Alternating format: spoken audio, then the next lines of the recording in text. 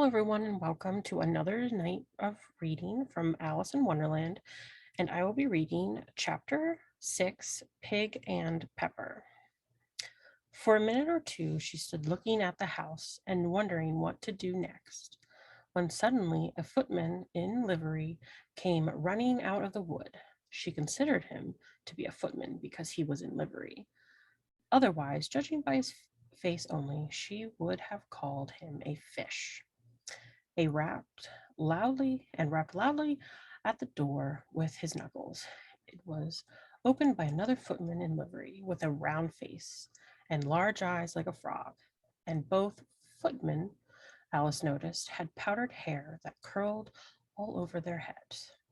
She felt very curious to know what it was all about and crept a little way out of the wood to listen. The, fir- the fish footman began by producing from under his arm a great letter nearly as large as himself, and this he handed over to the other, saying in a solemn tone, "For the Duchess, an invitation from the Queen to play croquet."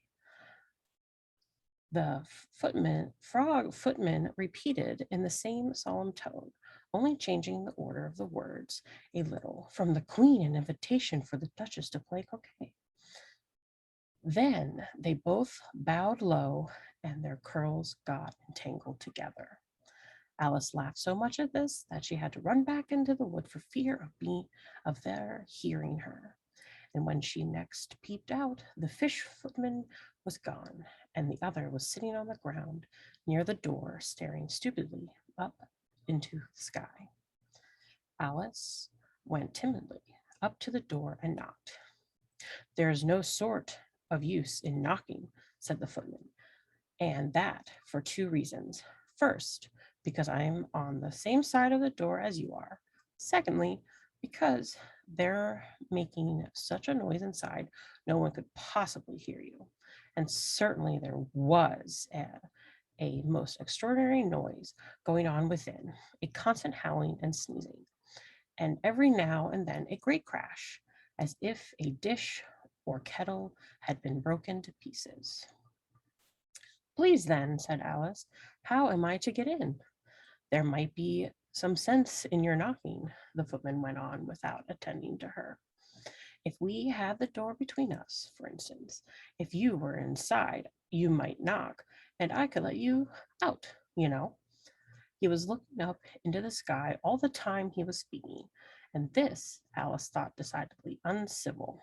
"But perhaps he can't help it," she said to herself. "His eyes are very nearly at the top of his head, but at any rate he might answer questions. How am I to get in?" she repeated aloud. "I shall sit here," the footman remarked, "till tomorrow." At this moment the door of the house opened, and a large plate came skimming out straight at the footman's head. It just grazed his nose and broke to pieces against one of the trees behind him.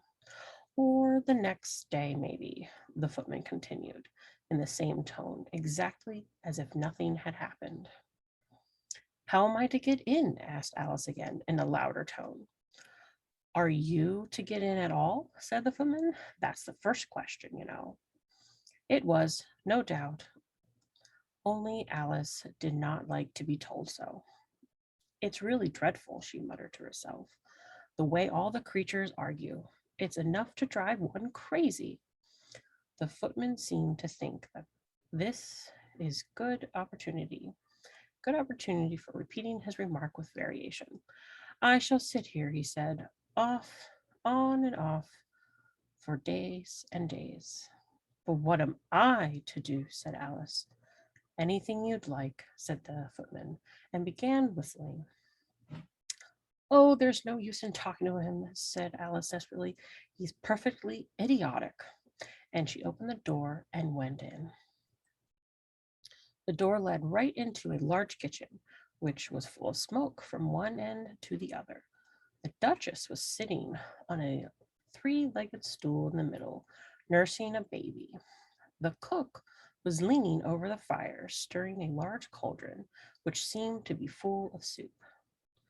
There's certainly too much pepper in that soup, Alice said to herself, as well as she could for sneezing. There was certainly too much of it in the air. Even the Duchess sneezed occasionally. As for the baby, it was sneezing and howling alternatively without a moment's pause. The only thing in the kitchen that did not sneeze were the cook and a large cat, which was sitting on the hearth and grinning from ear to ear. Please, would you tell me, said Alice, a little timidly, for she was not quite sure whether it was good manners for her to speak first, why your cat grins like that? It's a Cheshire cat, said the Duchess, and that's why, pig, she said.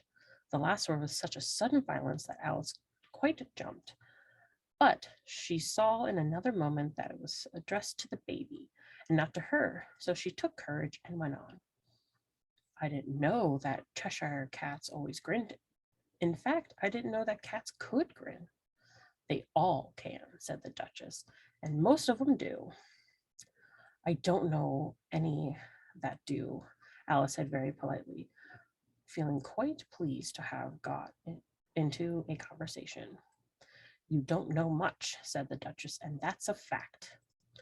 Alice did not at all like the tone of this remark, and though it would be as well to introduce some other subject of conversation, while she was trying to fix on one, the cook took the cauldron of soup off the fire and at once set to work throwing everything within her reach at the Duchess and the baby. The fire irons came first, then followed a shower of saucepan plates and dishes. The Duchess took no notice of them even when they hit her, and the baby was howling so much already that it was quite impossible to say whether the blows hurt or not. Oh, please, mind what you're doing, cried Alice, jumping up and down in an agony of terror. Oh, there's goes his precious nose, as an unusually large saucepan flew close by it and very nearly carried it off. If everyone minded their business, the Duchess said with a hoarse growl, the world would go round a deal faster than it does. Which would not be an advantage, says Alice, who felt very glad to be an opportunity of showing off a little of her knowledge. Just think of what work it would make the day and night. You see, the earth takes 24 hours to turn around on its axis. Talking of axes, said the Duchess, chop off her head. Alice glanced rather anxiously at the cook to see if she meant to take the hint, but the cook was busily stirring the soup and seemed not to be listening. So she went on again. 24 hours, I think. Or is it 12? Oh, don't bother me, said the Duchess. I could never abide figures. And with that, she began nursing her child again, singing a sort of lullaby to it as she did so, and giving it a violent shake at the end of every line. Speak roughly to your little boy and beat him when he sneezes. He only does it to annoy because he knows it teases. Chorus in which the cook and the baby joined. Wow, wow, wow.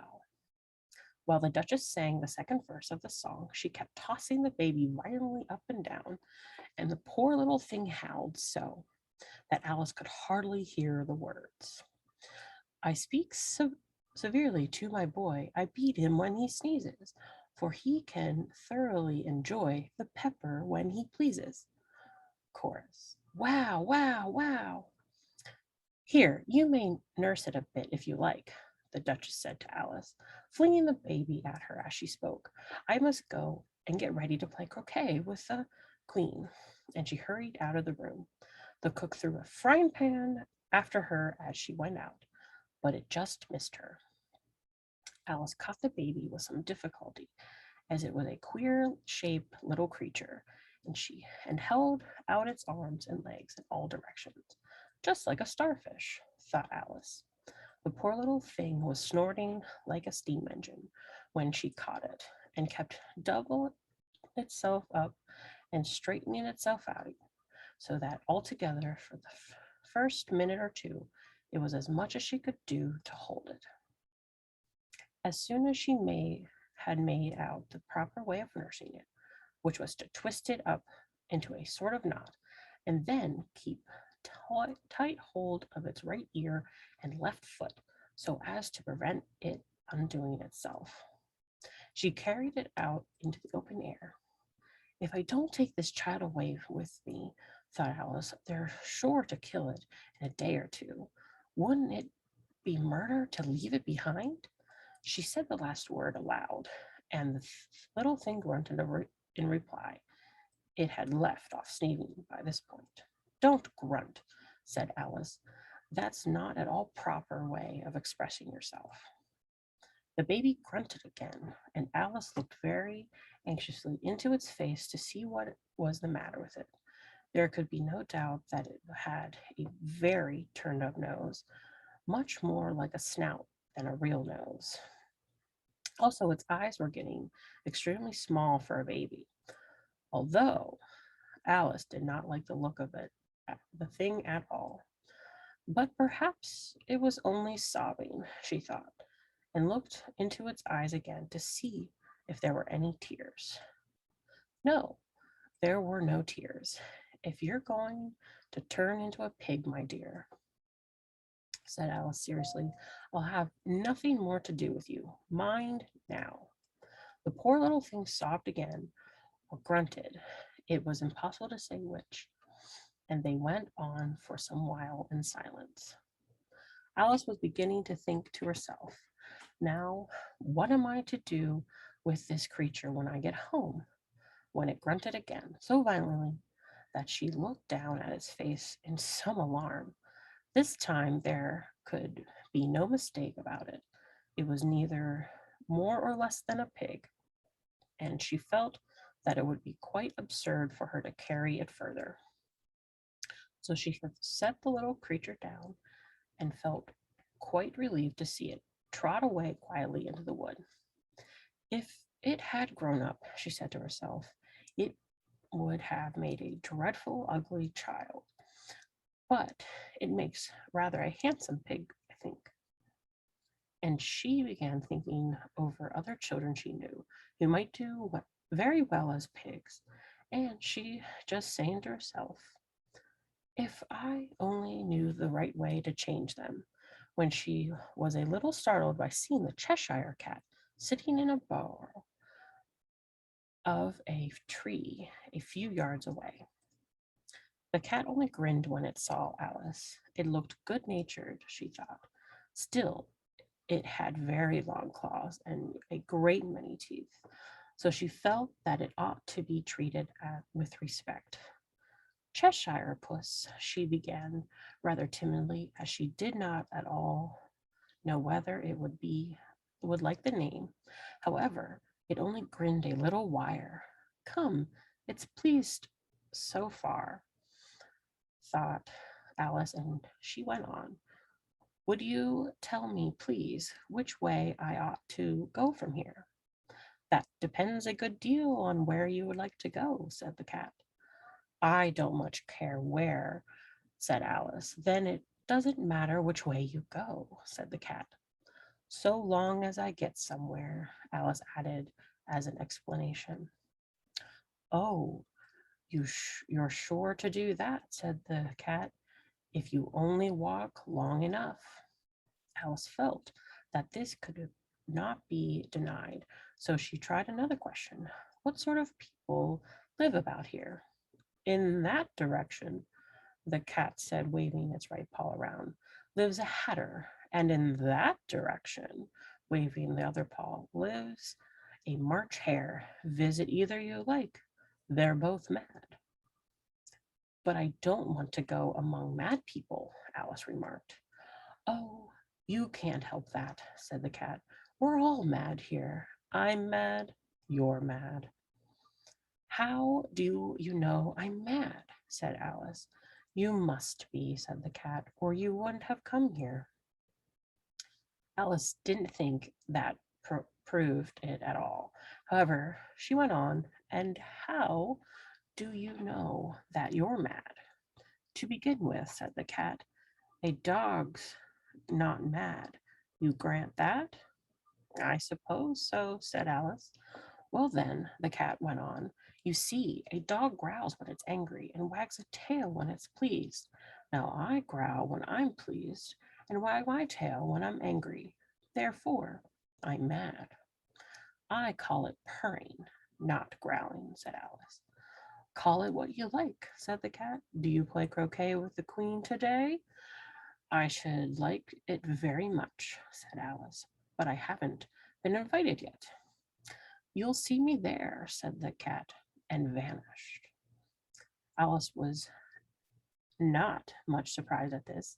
She was getting so upset to queer things happening. While she was looking at the place where it had been, it suddenly appeared again. By the by, what came of the baby? Said the cat.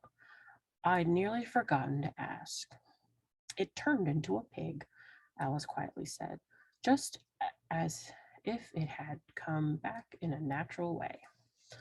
I thought it would, said the cat, and vanished again. Alice waited a little, half expecting to see it again, but it did not appear, and after a minute or two, she walked on in the direction of which the March Hare had said to live. I've seen hatters before, she said to herself. The March Hare will be much the most interesting, and perhaps as this is May, it won't be raving mad. At least not so mad as it was in March. As she said this, she looked up, and there was the cat again, sitting on the branch of a tree. Did you say pig or fig? Said the cat. I said pig, replied Alice, and I wish you wouldn't keep appearing and vanishing so suddenly. You make one quite giddy. All right, said the cat, and this time it vanished quite slowly, beginning with the end of the tail and ending with the grin, which remained some time after the rest of it had gone. Well, I've often seen a cat without a grin, thought Alice, but a grin without a cat? It's the most curious thing I ever saw in my life. She had not gone much further before she came in sight of a house of the March Hare. She thought it must be the right house because the chimneys were shaped like ears and the roof was thatched with fur. It was so large a house that she did not like to go nearer till she had nibbled some more of the left-hand bit of mushroom. She raised herself to about 2 feet high, even when she walked up towards it rather timidly, saying to herself, suppose it should be raving mad after all. I almost wish I'd gone to see the Hatter instead. Thank you again for joining me this evening for the reading of Chapter 6 from Alice in Wonderland, titled Pig and Pepper. Thank you, and we hope to see you again.